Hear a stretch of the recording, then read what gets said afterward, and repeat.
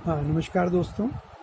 मैं मुरादाबाद साहित्य के सभी साहित्यकारों को नमन करते हुए लॉकडाउन ज़िंदगी के बीच में जो घटनाएं घट रही हैं, उन घटनाओं के ऊपर, उन घटनाओं को लेकर मैं एक काव्य लिखा है, वो आप लोगों के समक्ष प्रस्तुत कर रहा हूँ। डर सी रही है जिंदगी, थम सी रही है जिंदगी, डर सी रही है जिंदगी, थम सी रही है जिंदगी। हर शख्स कश्मकश में है, ये ज़मीं उथल पुथल में है। हर सिमत जहरीली हवा, कहीं आसमान खफा खफा। बरसा रहा है बिजलियां, ये नफरतों की आंधियां। कहीं सैनिकों पे गोलियां, ये सियासतों की बोलियां। अब शादियां सिमट गई, मस्ती की उम्र घट गई। बाजार घुट के रह गए, व्यापार घट के रह गए। मंदिर कपाट बंद हैं, भगवान नजर बंद हैं। क्या व्यर्थ सारी बंदगी, थम सी गई है जिंदगी, डर सी रही है जिंदगी। अब दूसरा छंद मैंने लिया है जो श्रमिकों ने पलायन किया था, उस रास्ते की जो दर्दीली दास्तान है, वो मैं आपके समक्ष पेश कर रहा हूँ। निर्बल श्रमिकों की कथा, असहाय बच्चों की व्यथा। पाँवों में छाले खूं भरे, अश्कों में ख्वाब डरे डरे। ऐ जिंदगी तेरे लिए निज लाश कांधों पर लिए। गिरते रहे चलते रहे, निज भूख को छलते रहे। जब प्यास थी आंसू पिए, थी भूख पेट दबा लिए। जो कुछ मिला वो खा लिया, वरना सबूरी कर लिया। घर से चले थे आस में, दो जूं ग़िज़ा की तलाश में। ये क्या मुसीबत आ पड़ी, भारी पड़ी पाबंदगी। डर सी रही है जिंदगी, थम सी रही है जिंदगी। अब एक दास्तान बता रहा हूँ जो दरभंगा और दिल्ली के बीच का रास्ता है। एक 14 वर्ष की बच्ची ने कैसे अपने पिता को साइकिल पर बिठा के पार किया, वो मैं सुना रहा हूँ। दिल्ली बिहार का रास्ता, बेटी के कांधों पर पिता। चलने से जो लाचार था, बेटी और बाप का प्यार था। जब बाप बोला मरने दे, पर बेटी कैसे छोड़ दे। साइकिल पे लंबा रास्ता, लेकर चली घर को पिता।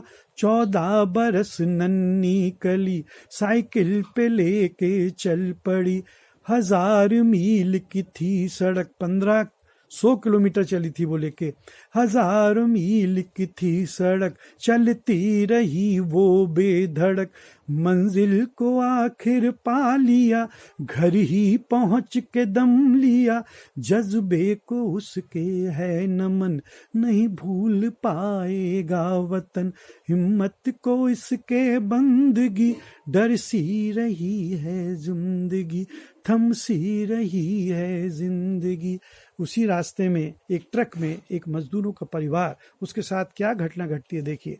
ट्रक में परिंदों की तरह घुस कर भरे भुस की तरह, मजदूरों का परिवार था, गर्मी का पारावार था। वो 9 महीने गर्भ से तड़पा करी थी दर्द से। वो किस कदर मजबूर थी, किस्मत से एक मजदूर थी।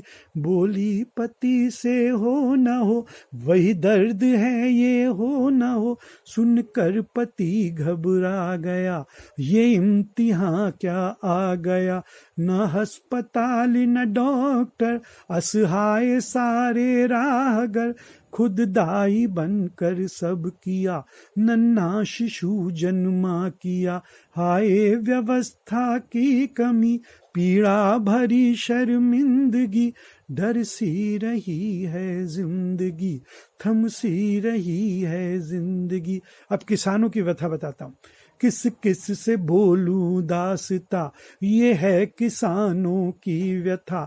घर घर में खुशियां बांट कर, अपने लहू से सींच कर, पत्नी के गहने बेच कर, जो बोए बीज खरीद कर, सोचा फसल लहलाएगी, कुठिया सभी भर जाएगी।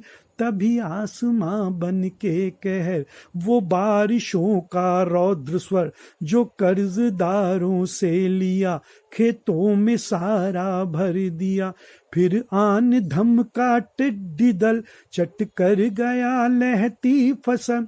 सरकार के थोते वचन, गिरवी पड़ा था तन बदन। उजड़ी फसल अवशेष थी, बस खुदकशी ही शेष थी। क्या क्या करे बेचारगी, डर सी गई है जिंदगी, थम सी गई है जिंदगी। अब ये देखिए एक नया दर्द है। किस तरह समाज में इस समय वेश्याएं और कॉल गर्ल्स, उनके साथ क्या दर्दीली घटनाएं सुनिए। इनका भी अपना दर्द है, जिसका रचयिता मर्द है, ये भी तो एक इंसान है, पैसा मगर भगवान है। परिवार को भी पालती, वो जिस्म अपना बांटती। कितने महीने हो गए, कितने महीने रह गए, एक आदमी आया नहीं, इमदाद का साया नहीं, इमदाद का साया नहीं। ना बैंक में खाता कोई, खैरात ना देता कोई, ये पेट भी सुनता नहीं, अब जिस्म भी बिकता नहीं। बच्चों के भी स्कूल के आए तकाजे फीस के, अब भेद सब खुलने को है, नाराज शब की नींद भी, डर सी गई है जिंदगी, थम सी गई है जिंदगी। नमस्कार।